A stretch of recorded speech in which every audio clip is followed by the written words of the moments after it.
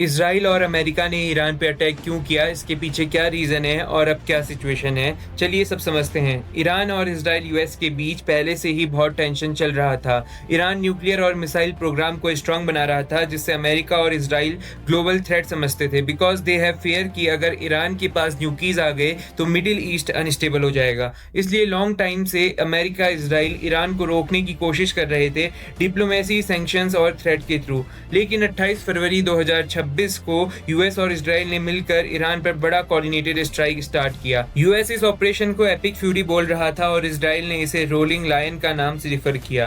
Target था Iran की military और स्ट्रेटेजिक न्यूक्लियर मिसाइल साइट्स सब डिस्ट्रॉय करना। यूएस और इजराइल का ऑफिशियल रीजन ये था कि ईरान का न्यूक्लियर प्रोग्राम और मिसाइल टेक डेंजर है और अगर ये आगे बढ़ता है तो रीजन का बैलेंस बिगड़ सकता है। इसी वजह से उन्होंने प्रीएम्प्टिव स्ट्राइक किया ताकि आने वाले न्यूक्लियस से पहले ही ईरान की कैपेबिलिटीज को ब्लॉक किया जाए।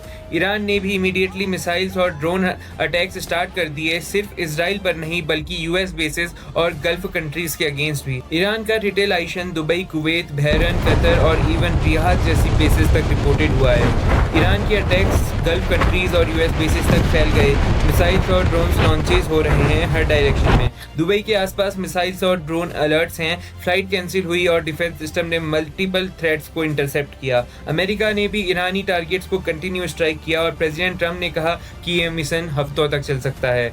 लेबनान और हजबोला भी अभी इसी कॉन्फ्लिक्ट में इन्वॉल्व हो गए हैं, जहां रॉकेट और स्ट्राइक चल रहे हैं। ग्लोबल इंपैक्ट इसका ये पड़ रहा है कि स्ट्रेट ऑफ हॉर्मोज की शिपिंग इफेक्ट हो रही है और ऑयल प्राइसेस बहुत ज़्यादा अनस्टेबल हो रहे हैं।